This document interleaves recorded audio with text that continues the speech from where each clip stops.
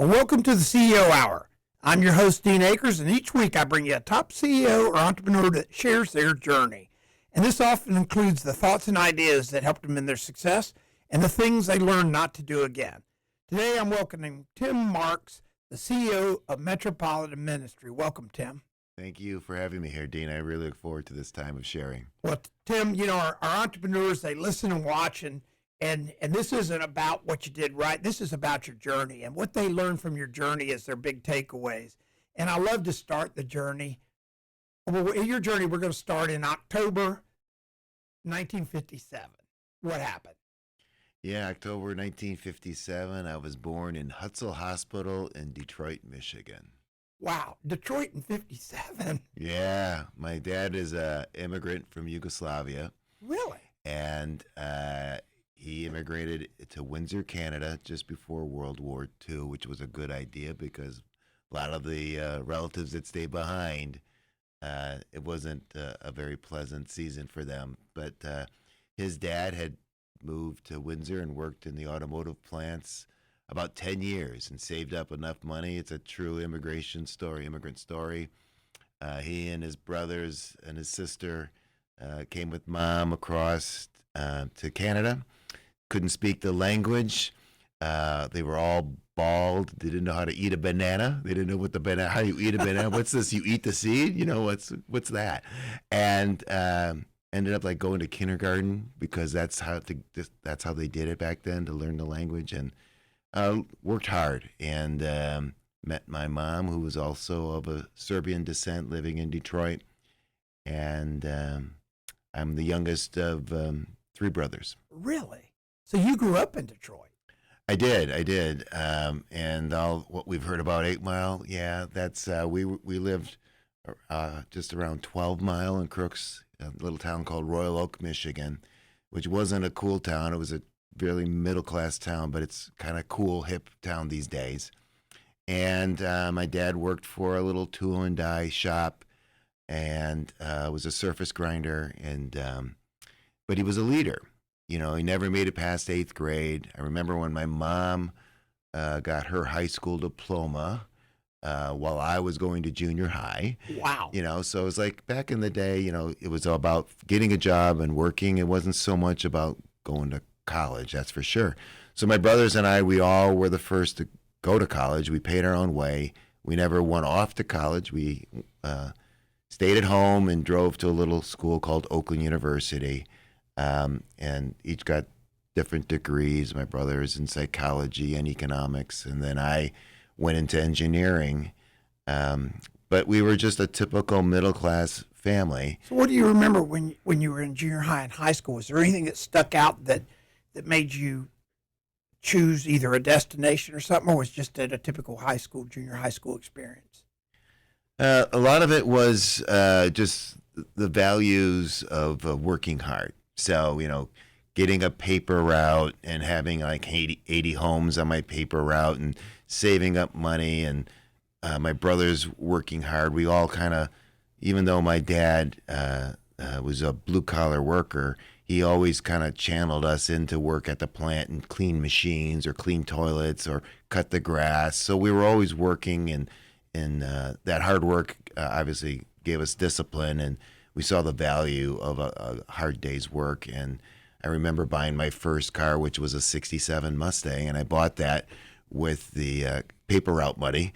And I remember burning out the transmission about a week later, you know, because, you know, it was the 70s. Oh, yeah. When I was driving, and those that are listening know about Detroit, Woodward Avenue.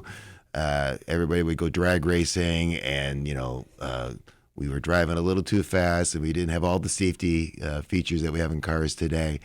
But having a 67 Mustang was a cool thing to have in high school. So I got to ask you, I did a year stint as a CEO up in Detroit, and do you ever go back to the big car rally they have there? Yeah, that Woodward Cruise. Yeah. It's just incredible. It's like all this Ford and Chevy and Dodge and Detroit metal that's there. We all grew up with that. We all got it. We all drove U.S. vehicles, but it's a hoot. And I love that part of our country. There's so much, if you will, tertiary spin-offs and businesses. It's not just automotive that benefits our country. And so I have a real heart for the manufacturing sector, but it's become a technology sector as much as anything else. And eventually I ended up working in the tech sector, actually selling back into the automotive sector. But for me, it was just feeling blessed, knowing that, I remember in the morning, like at 6 a.m., my dad having his like mother's oats and his banana, and you'd hear the cereal bowl clanging as he would mix it up. And that was kind of like the early things that I remember about growing up. A great man of faith. My mom, the church was a big part of our lives growing up. My brothers would go, they played the piano. They would go down to the local homeless shelter and play the piano, which is something we'll tie in a little later in the story. But me, I would never be caught dead at a homeless shelter or doing anything. But they were giving their time and their talent. And we were again, big people of faith, and just wanted to help others along the way. Well, I don't know about you, but when I was in high school, my dad made me work in construction, and that was a big impetus. I did a paper route and all that, but it was a big impetus for me to not want to do that for a living. I got that same experience. I worked at a couple, I think it was Hawthorne Metal was a stamping plant in Royal Oak, and I still have the torn tendon in my finger from getting cut on some sheet metal. And then my junior year at college, Ford Motor Company was doing an internship, so I was at the Rouge stamping plant. And they actually tried to make me like a foreman, so I'm a 20-year-old kid back in the days when the union and management didn't get along. And I'm a 20-year-old kid trying to manage a bunch of union guys at the stamping plant. That was an experience. You got a lot of looks, and they weren't friendly looks when you would walk in. And there was a lot of safety issues that you had to deal with. And that was the other reminder that on a hot summer, August in Detroit, stay in college, find another career, do not work in the plant. Well, so you go to Oakland University, local university there, and you graduate. And so when you graduate, did you go to a career fest, or because I know what your next step was, and it wasn't a factory or a hot job, was it? No, it wasn't. No, it was funny. It's like, I had it's 1979 when I graduated from college. So I had shoulder length hair, full beard, I got the Jesus look going on, and I'm going to different engineering companies. So I have a bachelor's in science and engineering, a focus on electrical engineering, and I end up walking into the phone company. I don't think anybody remembers what the phone company is, but I walked into Michigan Bell Telephone in 1979, and they hired me in to work in their network engineering department. And I worked in engineering for about 6 years designing networks. And back in that day, there was no competition. We competed internally, though, really well. Well, you were regulated. It was a monopoly. Right. We told you what it would cost, what equipment to buy, what you could do, what you couldn't do. And if it broke, we would tell you when we'd come fix it. There was no choice, no options, no flexibility. But that was starting to change, and it was really going to change because of technology, as well as major corporations like Ford and GM were driving change, and they were going to drive competition, and that's where I found myself spending a lot of my time. So you graduate from college, or tell me about your college before we go to the break. How was college? So I lived in Royal Oak. Oakland University was about 12 miles to the north. Had my car. I would drive up every day, go to school, drive back home, then go work at Denny's or work at my dad's plant and clean machines. And just keep that routine kind of going. And, it wasn't very exciting, wasn't very crazy because you're living at home, so you can't get too crazy, right? Well, I got to believe, and when we come back after the break, do you have any pictures of your long hair and beard? I can find some. Yeah, that's got to be epic. You know, Yeah. I mean, we all had long hair. When I show Yeah. kids my pictures, show my sons my pictures of my college days, they go, "Who's that?" Yeah, and who would hire you? Yeah, but that was the look. dress of the day. Yeah, it was. Well, again, I'm your host, Dean Akers, bringing you top CEOs and entrepreneurs every week that share their journey. When we come back in segment 2 with Tim, he's going to share more about his journey. But I always want to remind everybody about our CEO Physical. I have tons of you reach out to me every week, and I'll send you the PDF. It's a great tool for you if you're an entrepreneur or a business person to look at your company and fill it out, and it'll show you your own blind spot. So it's just something you can use. And you can get that at help@adjunctceo.com. That's help@adjunctceo.com. And so, again, this is Dean Akers, and we will be right back with Tim Marks in segment 2. Well, welcome to segment 2 of the CEO Hour. Again, I'm your host, Dean Akers, bringing you top CEOs and entrepreneurs every week that share their journey. We're welcoming back Tim Marks, CEO of Metropolitan Ministries. And when we went to break, Tim was sharing about his journey, his early journey, and now graduating from Oakland University and joining the telecom industry.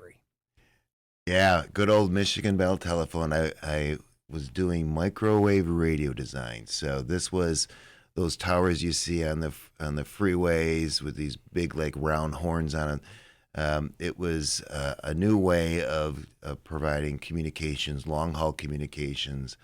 And so I was doing the coordination with the FCC and the FAA for the towers, the FCC for making sure we weren't interfering with other systems that were out there.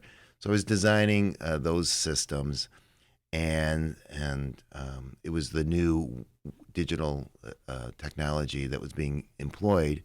Can I break you there? Yeah. When you were doing that in your meetings, did you guys actually say, this is the new digital technology, or did people think you were, where was that, if you reflect back, where was that at that moment in your mind? You know, because now it's easy to go, oh, that was the advent of digital. What was everybody thinking back then? I recall the old guys, when I came in there as the new guy, now I'm the old guy, when I was the young guy, they'd say, why does Ford Motor Company need 1.5 megabits to their company front door? Why would they ever need that? Because the backbone networks were 45 megabits.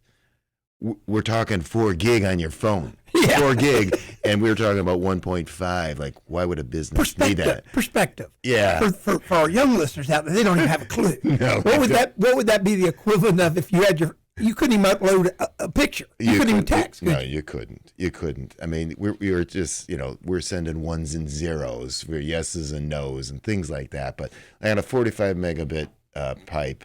I'm going by memory here, but you might be able to get maybe 30 conversations going simultaneously down that pipe, where, again, today we have 4 gig at our fingertips. And there was no cellular service at the time. There was no data service. Everybody, when you wanted to do data exchange, it was another phone line. And one phone line we call another phone line. Well, the phone company loved that because they sold a lot of phone lines. So like at Ford Motor Company, they had 45,000 people in the corporate offices. And if they wanted to do email exchange, well, they have their own phone number, and then they had to have another phone just to do data exchange. So there was a lot of extra phone numbers and equipment that was great revenue for them, but that was about to change. At the same time, I met my wife, who was also in the phone company. We were all Indiana Bell, Michigan Bell. She worked for Indiana Bell, and they had this big training center in Chicago, in Lisle, Illinois. And they would send young engineers to this training center, and it was kind of like a leadership development program, but it was to teach you about all the different technologies that were out there. And they used to call it like the love boat of the Bell system, because either you fell in love with somebody or you broke up with somebody, Because you fell in love with somebody else, right? And so, I love boat. Yeah, and so it's like you're in this training center. You're now in the dorm environment, and you're on expenses. Well, that's a great thing. So like let's go down to Chicago. We'll go see Yul Brynner doing The King and I at the McCormick Center, and you buy the lobster dinner. So on your expense statement, you do dinner, and on my expense statement, I'll do the play. So we were living the life, and you know my wife, Valerie, she's gorgeous, and I fell in love with her, and she was actually engaged. This is the love boat. So she was engaged to somebody when I met her in February of 81. So in February of 81, she's engaged to somebody else, and we're in the first semester. By the end of the second semester, I asked her to marry me in July, and in October we got married. So she ended up moving to Michigan. So I moved fast because I saw a real strong ROI with my Val as a woman working in engineering back in 81. She's a brilliant lady, gorgeous lady, and so I moved quickly, and luckily she was disillusioned at the time and thought that this world that we were living in and going all these wonderful places on expense statements, well, that's the life for us. But I'm teasing a bit, but it was a lot of fun. I'm blessed. For our listeners out there, a lot of times I know the actual CEOs that are on here and have known them for a while, and I've known Tim, and obviously I've known his wife Val for a long time, and I can clearly attest to the fact that one of the reasons you're my role model is you outkicked your company. Exactly. And you do it back then, but you also was a very smart engineer. Yeah. You did the mathematics really quickly. Double income here. Yeah, double income, and then beautiful woman, double income. We're not going to wait a long time to close the deal. Yeah, right. That's something to be said there. That poor guy got left in the dust. Yeah. And that comes back from your roots of being in Detroit, doing, what do you call it, road, with your Mustang and all that, just leave them in your dust. Leave them in your dust. Very, very good. Well said. Yeah. So now you guys get married. Yeah. She comes back to Michigan? Yeah. Is she still in her role in telecom? Yeah. And so she ends up getting over onto the marketing side of the organization and product management and product delivery. And again, there's changes starting to happen with digital technology. This idea that you could send video or have video conferencing, that's new. Digital data exchange. Back in the day when I remember this model, Chrysler had a plant in Mexico and they had all their engineer designs up in Warren, Michigan. And when they needed to get the data designs to the plant, data delivery was called put a drum of data on the corporate jet and fly it to Mexico. That's how they did data exchange. Wow. There was no pipe to get it down there. There was just a plane. So that's how it was done. And so I got involved with designing something called these X25 data networks, packet switching data networks. So I designed a network for Ford to work with their CAD/CAM suppliers. They no longer have to drive data all over the town. They could deliver data using these pipes. And so that was one of the first things I got involved in. And as I kind of moved from building backbone networks to customer networks, then I got introduced to this concept that there's out there salespeople making money on my designs. I think I want to be that guy. I want to be the sales guy, not the design guy. But having a knowledge on how to design networks and meeting with customers and figuring out how to do that made me a pretty good salesperson, because it was about getting it right. It wasn't about the dinner or entertaining and wining and dining. It was about delivery. And if you're going to learn how to deliver, selling to GM and Ford, where everything is a commodity, you may think it's high value, but to them, it's a commodity because everybody in the world wants to sell them something. And back in the day, the phone company had market share. So everybody was knocking on our door. So that gave me some freedom to really get involved with entrepreneurial, although these days it may not look all that entrepreneurial, but back then, this was new, different technologies, things that there wasn't a tariff out there that said, this is what you do. No, this is Ford saying, I want to do this, and then designing a network for them that would do that, and then delivering on that. And over time, as I delivered on those networks, then I decided to move over to the sales side and benefit from still putting networks and solutions together, but really being there for the customer and serving them. So you were really on the cutting edge. Absolutely. Yeah, I mean, you Absolutely. because back then everybody you were selling to can't even comprehend what you were going to be able to do for them, I would bet. Yeah, there'd be something that like IBM or Hewlett Packard and others would design something. They're like they were called these token ring networks or different IP networks, and they would design them as local area networks within the building.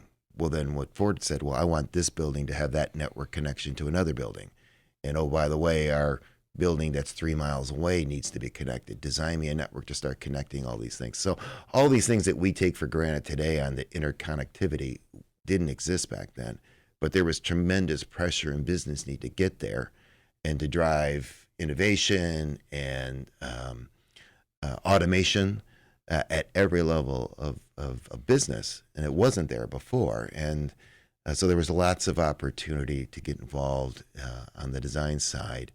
And then, like I said, also on the sales side. And so here's this kid who, my first job, I got hired. I was making $16,000 a year, and I thought, I have made it.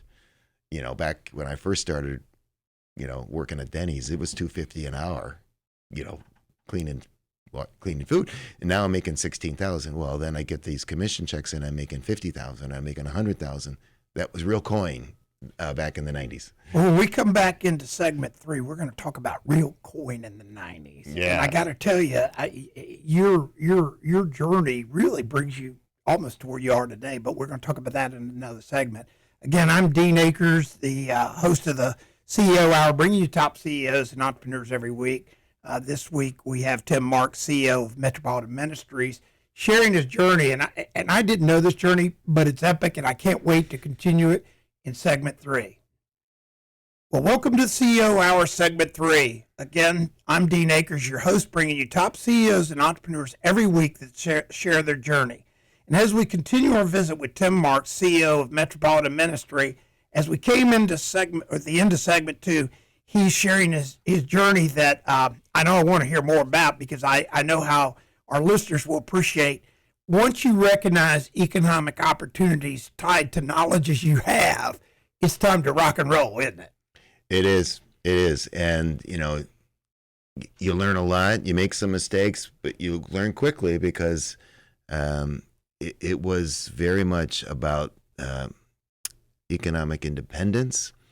This concept of president's clubs. I had no idea there was this thing called President's Club. But when you make your first President's Club and you're hanging out at the Ritz-Carlton in Laguna Niguel, Yeah. hey, I could get used to this. You mean to tell me I can order anything I want? I can drink anything I want? You're going to pay for my trip? And, oh, I like this. I like this. I like it. I like it a lot.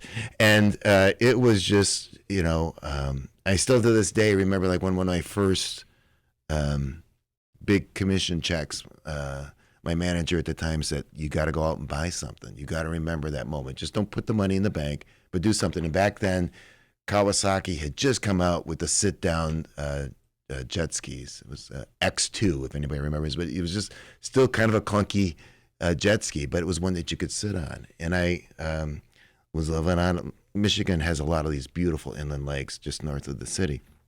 And I was living on this lake and got myself an X2 jet ski, because that was my first, like, 4-figure commission check. And I was like, that's what I'm going to remember on. And to this day, not this day, but through my entire sales career, whenever there was a large check that came in, I would try to do something just to remember that, not just throw it in the bank. And my kids that are in sales, I remind them to do the same thing. Don't just get the check, but do something memorable for them. That's probably been my whole life, because I remember when I got my first big commission check, it was a 5-figure check. Yeah. And I was single, and I went straight down and bought myself a Rolex. Yeah, yeah. I was like 24 years old with a Rolex, and I'm like, I ride around. Yeah, exactly. And of course, it doesn't matter at all. Yeah. And it doesn't matter to anybody today. But Yeah. that's awesome. Yeah. So now, vows in sales too. She's climbing the ladder, and I'm kind of fine with, I'm going to be the sales guy. You worry about politics and going up the ladder. I'm going to stay where I'm at. And as we've gone, the phone industry goes through all these different kinds of reiteration of divestiture, and then we starting to come back together again. She ends up running and being named the president of Ameritech's internet division, and I'm a sales director managing a $90 million module, which, for all the salespeople that would appreciate, when you have market share and it's a $90 million module, then you get your new quota and you've got to grow at 10%.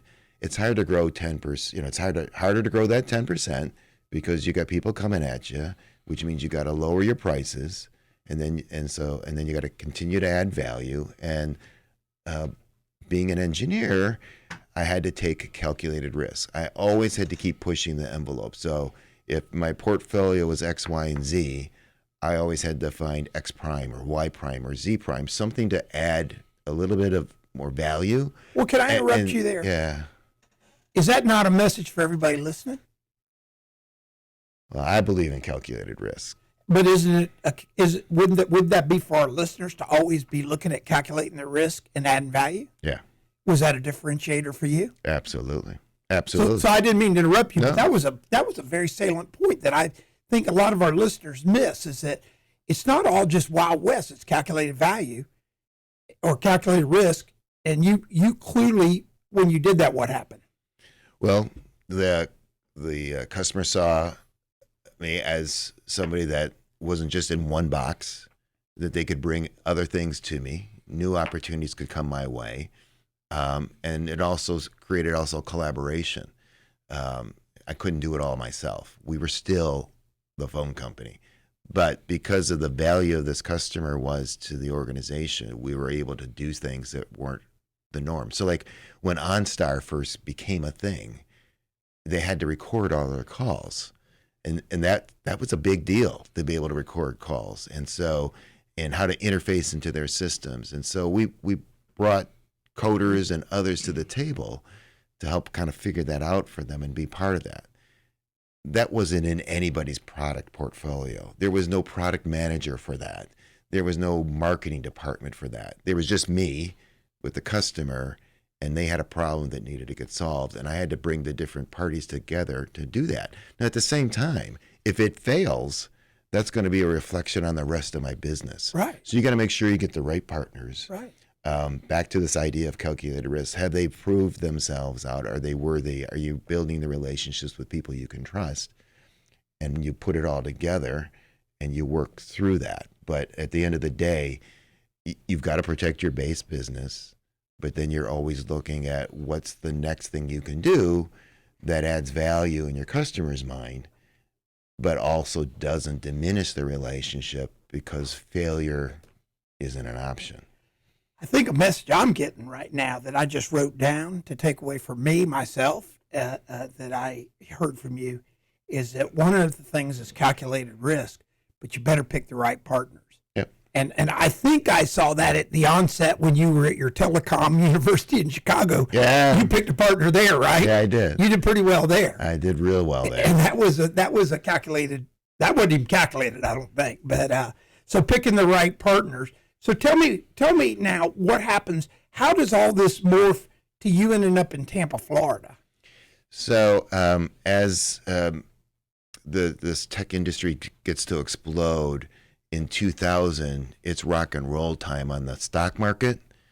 Broadband.com is being sold. Mark Cuban's making millions and billions with really rinky-dink technology. So everybody's starting to get ready for a play like that. And Val and I cashed in our stock options in 2000, and we moved to Boston, and Val was offered to run a digital broadband company in Boston that was being propped up by the private equity world. And the play was get eyeballs, get to scale, and then sell it. And so that was the play that we were going to go to. And so we went to this, it was the Wild Wild West. Like, never did I thought that my 3 kids and my wife and I would be on a Learjet, that the private equity guys, flew to Detroit, picked us up, flew us to Boston, let us check out everything. And oh, by the way, while we get Val to start working for us, we'll put you up on the Cape for a month in this beautiful waterfront home. And it's just all this amazing lifestyle is hitting us. And then Covad Communications was a DSL provider, and they missed their quarterly numbers. And that was the sign of the house of cards was about to fall. And so she got caught up in that, had to liquidate the company, had to let a bunch of people go. But she built a really good relationship with the private equity folks. They liked the way she led. We were in Boston from 2000 to 2006. And eventually, because of the relationship she had with the private equity people, they asked her to run a company in Clearwater. That's what got us to Tampa. What got me into nonprofit was 9/11. So I was, we moved the kids to Boston. My last year in the corporate world, I made $500,000. My wife made even more than that, and we're living in a $2 million home in Newton, Massachusetts. And along comes 9/11, which changed the world. Those first 2 planes took off from Boston, and there were a lot of people that lived in Newton on that plane. Oh my gosh. Because it was those planes were heading to the west. They were heading out to Silicon Valley, and some of Val's investors were on that plane. Oh my gosh. And so your proximity to Boston, New York, DC, Pennsylvania, your proximity, I mean, shook the whole country, but your proximity to those areas really shook us all. And it was like, life is short. Stephen Covey says, think with the end in mind. I started my story talking about how my dad was an immigrant, man of faith. Life is short. Think with the end in mind. Is this $2 million home the most important thing to me? Because tomorrow it could be gone. The tech sector came and left. So there was a lot of this, I'm going to take a step back and figure it out. And for me, I walked into the Boston Rescue Mission. Remember I told you I would never be caught dead in a rescue mission or a homeless shelter. I walked into the Boston Rescue Mission and said, I can't work on the recovery side. We were doing detox, people coming out of heroin addiction, but I'm pretty good in the corporate world. I think I could help you build relationships with the corporate community in Boston. And that started my journey from living a life of affluence to a life of meaning as a result of 9/11.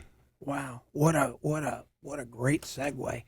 Well, again, Tim, we're going to come back into segment 4 and learn more about that journey with the end in mind. That's going to be a takeaway from me.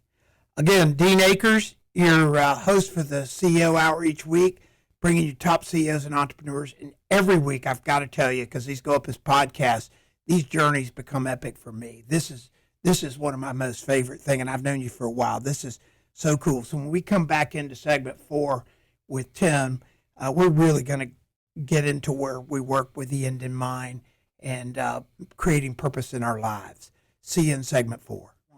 Well, welcome to segment 4. Again, I'm Dean Akers, the host of the CEO Hour, bringing you top CEOs and entrepreneurs every week that share their journeys. This week is epic with Tim Marks. I mean, the first 3 segments have been, they've been epic, to say the least. To have the things that happen in our lives and on our journeys redefine us. And I've got to believe that whole 9/11, you going into the Boston deal, the whole shake there, really, as you said, it created a new purpose for you, right? It really did. And, I worked there as a volunteer and I got to meet some of the clients. So again, these were men and women coming in out of heroin addictions or cocaine addictions. So it was a single, but it was a post-detox and a life change program. And again, my role there was to try to build relationships with the corporate community. Well, you can't do that, and you can't sell anything unless you believe in it. Right. Right. And so as I got to know the clients and know their stories, I was able to tell their story, which is what selling is all about. And this was the easiest sale I've ever made because it's impactful. It's life-changing. Sure. And I'd run the Boston Marathon in 2003. Didn't qualify for it, but I got a number because My wife Val knew the guys running the website. It's all about for the BAA, the Boston Athletic Association. So I got a number. I ran the Boston Marathon. It was like no other thing. It's like for 26 miles, people are cheering you on. It was the greatest experience of my life. The next year, John Hancock gave us 5 charity numbers to the Boston Rescue Mission. Now, you could sell those numbers back then for like $3,000 and be done. And I did something, back to a calculated risk, I did something different. I said, wouldn't it be great if we could get 2 clients, 1 man and 1 woman, to run the Boston Marathon? Not knowing what it means to come out of recovery. I'm just like, wouldn't that be great? Yeah, that would be a great story. Now let's figure out how to do that. So I met 2 clients in October, Erica and Anthony. And Erica had come out of a heroin addiction. She was only 23, but she had gotten involved in high school. But before that, she ran track. wow. And Anthony, who was trying to get out from going to jail, grew up in Dorchester, and he was dealing with a cocaine conviction. But part of his, if you will, sentence was to get clean, and we were trying to keep him from having to go to jail. And he also ran track. Well, okay, so I got 2 potential runners. Now, who's going to train them? I got a family at home, and I got this idea. So we had some AmeriCorps Vistas that were doing their 1 year of service. I said, look, I'll give you guys these 3 numbers, and you're going to train them. And there was a little gym across the street, and you'll work with them at night, and you'll take them on long runs. And then I started work on relationships. So I got New Balance on board to sponsor them and get them all gear. We got the gym, let them work out for free. And we got on WBZ and told their story. And this little homeless shelter had never gotten a TV story except for Thanksgiving Day. And people come for Thanksgiving food. And we were able to tell the story specifically of Erica. And that for me was like, oh, I can do this. This is what I used to do when I was selling to Ford, but this is life-changing. And these good things are happening. And that's when I decided I'll do this full-time. No longer just a volunteer. I'll do it full-time. So I went from making $500,000 a year to $30,000 a year. And I was having the time of my life being involved with that Ministries and life change. Again, there's nothing greater. I mean, I've been to all these presidents' clubs and, and bumping into OJ on the golf course, which we didn't know what that was going to mean like in the future. But just all these amazing experiences I had in the corporate world, but nothing could beat this idea of really changing someone's life. I know part of what you do in these podcasts is to bring about life change and help others along the way. And so I found my niche in just doing what I was doing before. Engineers like to solve problems. So that's all I did. I can't counsel anybody. I can't case manage anybody, but I can help the case managers be more successful. Well, you're an innovator, and that came about probably in your telecom innovation. So now you come to Tampa, and I mean, here you've totally re-engineered and innovated a nonprofit, right? Yeah, but I'll tell you, nothing good happens at Metropolitan Ministries without the community's involvement. The community has made us the organization we are. But when I got there, we were in the red. The facilities weren't all that great. And I can't go ask as a fundraiser, which was my role when I got down here. I can't fundraise for something I don't believe in. Right? Sure. I can't sell for. So we needed to get things right. So we got things right. And then we got involved with life change. We got involved with telling those stories of a mom. This was different. Like before it was singles. This is like families. Families are complicated. I think most of the people listening are from a family. Yeah. And they could they might raise their hand. Yeah, families can get difficult. So, like what if mom screws up and the kids are the innocent victims? What do you do then? Or dad screws up and mom's the innocent victim. So there's these family dynamics that we had to address. So, it's a holistic program, infant to adult. It's all about alleviating suffering, promoting dignity, instilling self-sufficiency. And all I did was try to focus on mission and vision and just keep preaching mission and vision and holding ourselves accountable. Mission is what we do. Vision is what we aspire to be. And every day we just worked on getting a little bit better. Continuous process improvement. We're probably the only homeless shelter that has a a black belt in process improvement on staff. We have about 150 KPIs that we measure, and we're always looking how we can take the dollars farther. So just real quickly, in the last 3 years, we've had a 10x growth in the number of families we care for. And at that same time, expenses went up 39%. Now, if you do the math, 10x over 0.39, because 0.39 is 39%, that's a 25 to 1 return on investment. So we're doing more innovative things.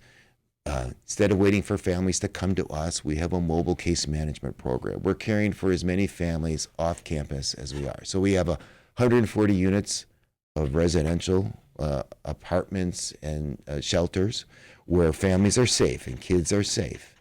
But we also take and care for 300 families out in the community. We have met mothers that are living in storage lockers and case manage them out of the storage locker, or a mom sleeping in her car and case managed her to get out of that car into a safe housing. Moms that are doubled up at a home or a motel or just sleeping in a tent. So what we're doing is we're helping more people than we've ever did before, and driving innovation and measurements, all the things that you would do in your business, we have brought to the homeless environment. And I would just say, it's like, if a engineer can run a homeless shelter, then anybody that's listening to this podcast, they can make a difference in any nonprofit. It's whatever you're passionate about. So first your heart, take your passion, take your experiences, and then take the lens on how you see things.